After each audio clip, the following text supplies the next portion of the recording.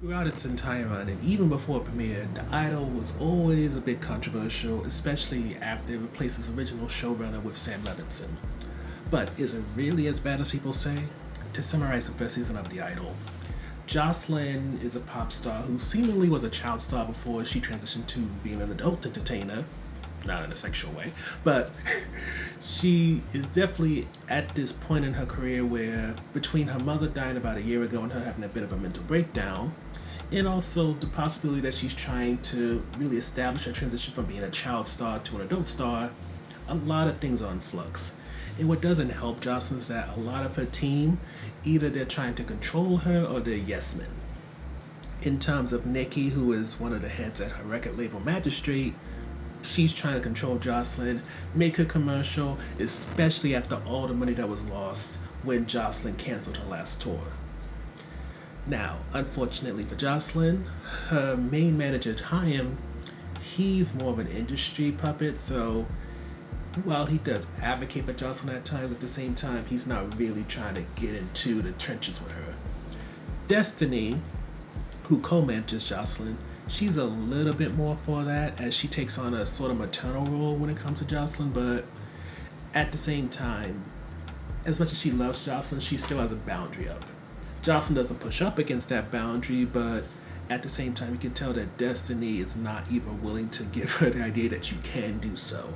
But what's complicating things right now for Jocelyn is the fact that she's trying to revive her career, and one of the things that she's struggling with is getting on board with this new music, trying to impress Andrew, who works with a Live Nation type group, in order to get the whole tour financed. And this is what allows a man named Tedros to come into her life. Originally, Tedros is just shown to be some type of club owner who apparently Diane, who is one of Jocelyn's dancers, knows, but things get serious and a little bit freaky quick, and not freaky in a weird way, but freaky as in a sexual way as well. For Tedros, he's something else. He's very good at recruiting talented individuals, like a gentleman named Isaac and another one who's named Chloe, but his methods are sometimes extreme. With Jocelyn, we see that mostly through the way he sexually treats her, in terms of choking her, even around other people, and even potentially fingering her in front of other people as well. But in many ways, you can see that Jocelyn, as much as she is submissive to him, every now and then she flips the script when she needs to. But to other people, such as her best friend and assistant Leia, she's being used and exploited by Tedros in order to possibly rise his profile off of Jocelyn's hard work in her back. Yet, as time goes on and Jocelyn gets at least 3 good songs out of Tedros, so comes the point where you have to wonder, is everything that Jocelyn is allowing to happen to her because she's submissive, that she wants Tedros to play a sort of father role to the not mention at all father when it comes to her actual personal life? Or is it that, considering that Nikki wasn't really supporting her doing something different with her music, Chaim wasn't really either, and Destiny, she was helpful but not like forceful, Tedros was used just in order to get a point across to allow somebody who they knew Nikki wasn't going to mess with, that Chaim wasn't going to mess with, in order to get the kind of music she wanted? It's hard to say because, as shown just in the first scene, Jocelyn can be whoever you want her to be, but as for what her true face is, she will never reveal that to the public. So when it comes to notable performances or highlights, Lily Rose Depp, without a doubt. And I think with her performance, there is a need to ask, is Sam Levinson, recognizing all the criticism that he well deserves, is someone who knows how to both push the envelope when it comes to using young starlets, but also, perhaps in a controversial way, knows how to push them outside of the child star or even some type of typecasting that they've existed in. For a while, I wouldn't say that Lily Rose Depp is on the level of Zendaya and Euphoria, mostly because she doesn't have the supporting cast to really push her to that type of level. At the same time, whether you want to go by the subtleties of her performance, like whenever you see her change her face or even the mood of the situation, to how she helps The Weeknd as an actor, even though he's very green no matter which scene he's in, or even just the way she allows Jocelyn to take a little bit from maybe Britney Spears and other singers that we're well aware of, yet at the same time make it all her own. Depp really shows that if you look at Jocelyn on a superficial level, as we do a lot of singers, especially female singers, you can see someone who's potentially simple, easily exploitable, very vulnerable, and perhaps not of the mental state where she should be in this kind of industry. Yet, if you take note of what she's trying to really show you, and maybe even Levinson an extension, these people, similar to how Paris Hilton has her dumb blonde persona, but then there's an actual businesswoman behind that, that's kind of what Depp is giving you with Jocelyn Ball. Yes, you can have this over-sexualized young woman who seemingly is losing it, but at the same time, is she really, or is this just a mask to make it so that you always underestimate her, so that when she really decides to come out with what she knows and what she's able to do, you're completely blown away because of how low the bar was set. So the next highlight for us is Jane Adams as Nikki, and that's mainly because usually when you get a Nikki type, Nikki's usually not a woman. Usually it's some man who's very used to the way things used to be, and because of that, he doesn't like change. He knows sex sells, he knows the business because he's been doing it 10, 20, 30, 40 some odd years. So if some 20-something-year-old thinks she's going to change the way that the formula works, they get the finger and told either you do what I say or I can pass this on to somebody else. Take the opportunity or else take your ass out of my presence. And in a way, I kind of love this for Nikki and Jane Adams an extension because she's that type of villain you love to hate.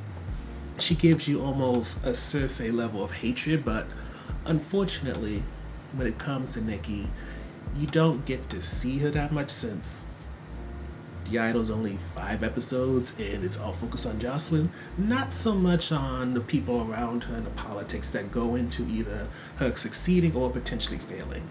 So, like many, Nikki's a blessing for the show, but an underutilized one. And in terms of the second highlight, I would extend that to Destiny as well. But when it comes to Destiny, especially the way that she's played by her actress, you can see that Destiny knows a lot about Jocelyn's past. And I don't know if she was right there with Chime when Jocelyn was discovered at a mall or not, but you can see there's a deep connection with her, and she knows some things. Like Jocelyn, the way she got this mama bear persona, you can easily imagine her being damn near like a bodyguard who might have seen all the things that Jocelyn says happen, or else may know things beyond anything that Jocelyn reveals in a 5-episode season. And with that in mind, it makes it so when she gets embedded into Jocelyn's life to kind of figure out what is she and Tedros doing, it makes it both interesting for her to be someone who connects with Chloe, who apparently was a homeless heroin addict before Tedros found her, yet also taking note of all these different kids around. And I would say, while a lot of people you can see are kind of full of it, Destiny is the only one who you see is really about that life. She will not only give you criticism and maybe be a little bit harsh at times, but she will also try to build you up, while everybody else is just strictly trying to exploit you for whatever money they can get. And I should also note, in episode 4, when Destiny's in Jocelyn's house and watching all Tedros people, the amount of memes and moments that she has, and let's be real, throughout the whole season, Destiny could be very memeable and produce a lot of gifts, but episode 4 is when she's just at her height of giving this show a sense of comedy that, like most of it's probably not all that intentional, but definitely is memorable. When it comes to low points, the first one has to be, and actually the only one, it's just there's so many missed opportunities when it comes to every character. You can go into Leia and also Xander, who are Jocelyn's best friends and employees. Leia, we don't learn a damn thing about besides the fact that she's from New York, which is weird since Jocelyn's from the California area. So how did they meet? Not gone into. How did they become so close? At least from Leia's perspective, became close. Again, no idea. Why is that her assistant rather than just her friend? No clue. Xander. Xander is part of Jocelyn's childhood, but we don't really go into Jocelyn's childhood besides the accusation that her mother was abusive. And you're pushed to this idea that maybe Jocelyn was a child star, but whether she was just a child star, like she just did music, or maybe she might also did television or not, that's a little hard to say. We do know that Xander was definitely into music, and because of Jocelyn's mom, his career got stunted, but as for what happened once his career stopped, beyond him living with Jocelyn's family for some reason, it's hard to say. And just in general, it's hard to say is kind of what is the general issue here. Like, for example, Diane is somebody who seemingly was willing and able to take over whatever Nikki had planned for Jocelyn's career, but it's not really explained how Tedros met her. It's not explained when she's in all these contract negotiations, why didn't she have Tedros come along? Never mind what's going to happen to her after the events of episode 5. A lot of things just don't go explained, and again, you just feel like there's so much information that's lacking, even in terms of Isaac and then Chloe. How did Chloe end up homeless and on heroin? For Isaac, how did he go from being a church boy to now being part of a sex den and basically kind of pimped out so that Tedros can keep Leia out of his face while Isaac is sexing her up and getting her sprung? And it's frustrating because you see such potential to have these really strong and interesting characters, and all you get is just a taste. You get enough to keep you on the hook, but don't get enough to make you feel full and satisfied with the information that you get.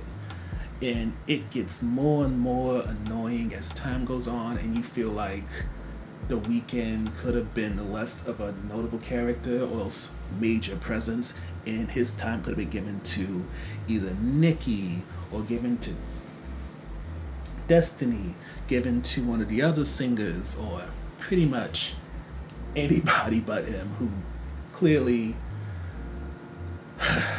You know what? Let's talk about The Weeknd's role in all this. The Weeknd is definitely a low point, and I would love to be nice about him and make him kind of like an on the fence topic, because he does have some moments where he's either unintentionally funny, or else when you see him and Jocelyn have a back and forth, you can understand that he sometimes is just meant to be fodder to remind you that as much as she may allow herself to appear weak and vulnerable, she isn't whatsoever.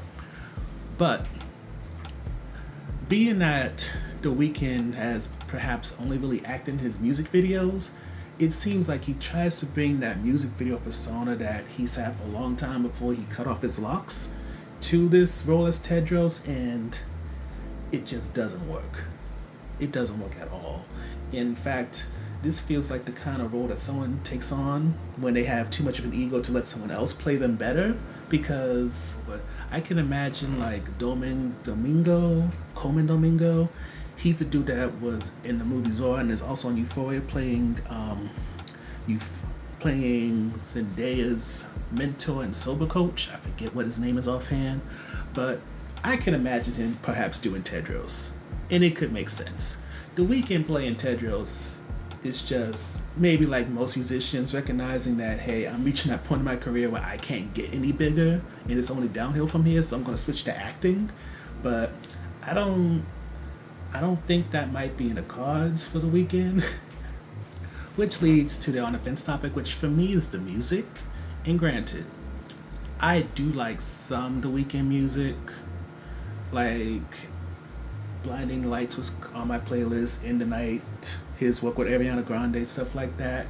But a lot of the music on this show, especially when it's him singing, it felt like either album cuts that didn't become singles or stuff that was in the vault that the record labels thought wasn't going to be good. So he decided, you know what, this is my show, I'm going to put this music on here and prove to people that it's good. And for the most part, it's not.